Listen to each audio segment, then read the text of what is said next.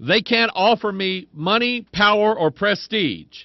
However, they can provoke me with electric cattle prod, because I probably would, if they came to me and said, you don't do what we tell you, we're going to electrocute you.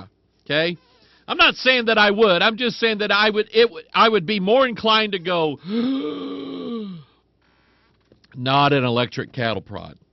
So anyway, that's my story. I don't like electricity, and it's getting that time of year now where the world is becoming dangerous for Mike Hoggard. You see a stunned expression on my face. It is a stunned expression, and I don't care about it much. But anyway, that's just part of the vanity of the world that we live in today.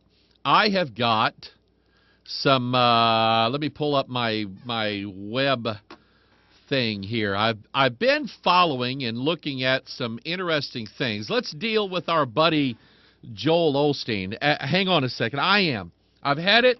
I can't take it anymore. I'm going to turn this furnace off. So you don't go away. I'll be right back. Hang on. And I hope I don't get electrocuted.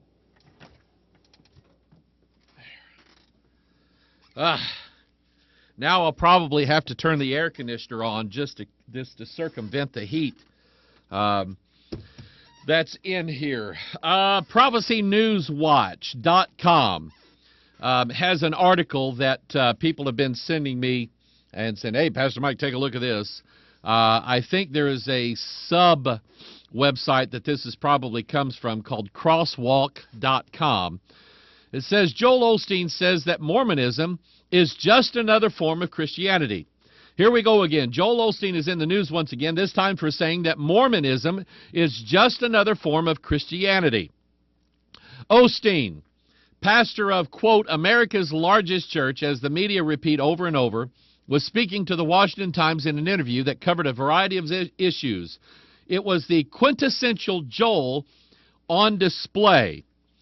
Speaking to the newspaper on Monday, Osteen said, I see faith in America at an all-time high. His comments came as just as a major research project detailed a significant loss of vitality in America's Christian congregations. That loss of vitality can be traced, among other things, to a loss of theological and biblical conviction. Joel, of course, is proof positive that you can build a crowd without building a church. He is not inclined to deal in much theological conviction. In the interview, he distilled his message in these words. Part of our core message is that seasons change, and when you believe, if you don't get bitter, you don't get discouraged, you may not change overnight, but you can get peace. He also told, I'm having fun with this, by the way. He also told the newspaper, people need to be reminded that every day is a gift from God. And bloom where you're planted and be happy where you are. And to make that choice to get up every day and be grateful. That message includes some truth, of course, but it doesn't even come close to the gospel of Jesus Christ. Hell will be filled with people who bloom where they were planted. On Mormonism, Joel said, I believe that Mormons are Christians. I don't know if it's the purest form of Christianity like I grew up with. I'm going to stop right here. Joel Osteen comes from a line of people who have betrayed the truth. He is, as far as I know, a second-generation apostate. What are you talking about, Pastor Mike? Joel Osteen's father. Joel, I am your father. Joel Osteen's father was John Osteen. John Osteen used to be a Baptist preacher. Okay? Baptist preacher. A preacher that preached and believed Baptist doctrine. Who else? Rod Parsley. Rod Parsley up in Ohio. I'd heard this rumor when I was in Bible college, at Free Will Baptist Bible College. I'd heard this rumor that Rod Parsley used to be a Free Will Baptist preacher up in Ohio. I thought, I've never heard that before. I was watching Benny the Hen on his show one day, This Is Your Day. I've often thought of starting a new internet television broadcast to sort of coincide with Benny Hinn's TV show, This Is Your Day, and call it, This Is Not Your Day, and Tomorrow Is Not Looking Real Good Either. I've actually thought about that. But anyway, on This Is Your Day, Benny Hinn asked Rod Parsley, didn't you used to be Free Will Baptist? And Rod said, we still are. They haven't asked us to leave yet. And I know that's not true. That was a lie. And what happened was, I don't know what gets into a guy. Well, you know what? Maybe I do. Maybe I do. I got to back up. I got to stop here. I remember there was a time in my life, years and years ago, when I was spiritually hungry. I understand what people go through when they get hungry. And I was spiritually hungry, and I went to a revival meeting where I knew they were going to lay hands on me and whatever. And I went in with the idea. I went in prayerful. I didn't go in rebellious. I didn't go in and say, they're Free Will Baptist. Man, I'm getting out of that Baptist stuff. I didn't go in like that. I was hungry. And I said, God, if this is where it's at, then you do it. But if not, get me out of here. And so at the end of the service, I went down to the front. They laid hands. I'm glad they didn't use static electricity. Although somebody called me today and said that they have a situation where somebody they know was laid hands on by a charismatic pastor, and they said, oh, we felt the electricity. And I'm going, that's not good. You're not supposed to feel electricity. But anyway, I didn't feel the bing. I didn't feel the bomb. I didn't pass out. I didn't fall backwards. I didn't jump up and down. I didn't do anything like that. And they were going, this must be a Baptist here. So they walked by and they did it again. And nothing happened. Okay, it was a Holy Ghost malfunction, I guess. And so I walked out of that church, and I made a promise to God and said, God, I will never do this again. I will not tempt you. I will not tempt you on this again. And so I left it, and I said, God, I'm still hungry. Okay, I'm still hungry. And so that's, not too long after that, God began to deal with me, and He showed me that I'm to eat this when I'm hungry, and I do, and I find it quite satisfying.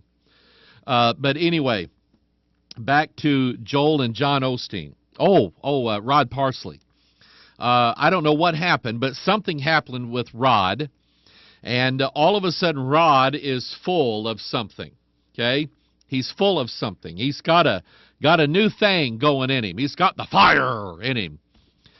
And he throws that around in his church, and all of a sudden now they're, one of these big hot rod, charismatic world outreach places in Ohio. And he's the big dog. And so Rod Parsley and John Osteen. John Osteen used to be a Baptist preacher. Don't know what happened. Okay, there was an article, I remember reading this. This is how I got this piece of information. Back in 1987, that was the year I got married. Back in 1987, there was an article in Charisma magazine called Baptists Riding the Third Wave. And it was bragging about all these Baptists that jumped off the ship of Bible Christianity. They jumped off and went pursuing these other strange doctrines and this false fire and this pseudo spirit called the charismatic movement, and John Osteen was one of them. Now, there was a TV program back in the 70s. I don't know if anybody in the world will remember this one, but I do, because I used to, as a kid, I used to watch a lot of television. And anything, especially then, it had anything to do with mysteries or the paranormal or something like that. And there was a TV show that I remember it came on, and it did not even last one season. It was called A Year at the Top, somewhere around 74, 75, somewhere around in there. And it was a young up-and-coming rock star, rock singer, that wanted to make it big, and he made a deal with the devil. And the deal was that he would sign his soul over to the devil in exchange for 1 year being the top dog rock and roll singer. Okay? Now, here's what I think happens. Okay? It just kind of follow me here. Here's what I think goes on. I think, and I kind of, like I say, you know my testimony. I kind of know a little bit about this. So I'm just kind of telling it from where I was. I think a guy gets to a place, a minister, gets to a place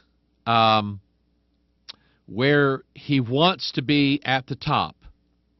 He wants to be up here. He wants the big theater church. He wants the money. He wants 1,000 people showing up at his meeting place. He wants to be up on the podium, the platform, with all the big dogs at the speaking conference. He wants all of that. And I think something conscious or unconsciously takes place, and he sells out. He sells out to the truth, or he sells the truth. He sells his vineyard. He does what Naboth refused to do. He sells his vineyard. And he walks away from that because he wants the money, the power, the prestige. Maybe he wants women. Maybe he realizes that once you get at the top in these Christian quote-unquote ministry circles, that you can have women without, you can have affairs and things like that without being caught. Or in some cases, you can even be a sodomite. And I don't know if it's conscious or subconscious or whatever. But you decide to sell out. And you get this spirit in you that gives you exactly that. So John Osteen goes from being this Baptist pastor of a little Baptist church somewhere, and all of a sudden now he is this pastor of a charismatic fellowship down in Houston, Texas, and builds this empire, and then hands it over to his son. And so Osteen's comment about Mormonism by saying, I don't know if it's the purest form of Christianity like I grew up with. He didn't grow up with pure Bible Christianity. That's not how Joel Osteen grew up. He grew up watching his dad be a sellout, is what he saw. And I don't know how, when his dad did this. But I'm sure he knew what his dad had gone through. That he used to be a Baptist, now I'm a charismatic, so he grew up knowing and following in the footsteps of his father, who sold out. And so that's the Christianity that Joel grew up with. So he says, I believe that Mormons are Christians. I don't know if it's the pure... Now, stop right here. I believe that Mormons are Christians. I don't know if it's the purest form of Christianity. Now I'm going to deal with that one. Either Joel is lying. Either he's lying when he says, I don't know if it's the purest form. You know how people will say, you know how people will do when you confront them with a question and they go, well, I don't know if I'm right on this. I don't know, that's a dodge is what that is. Okay? And I'm not saying every time somebody says I don't know that they really don't know. I'm just saying that a lot of times, and Joel Osteen has a track record of this, of getting on Larry King Live. Well, Larry, I wouldn't judge somebody. I just think, I don't know if that's really God's best for someone. That's a dodge, is what it is.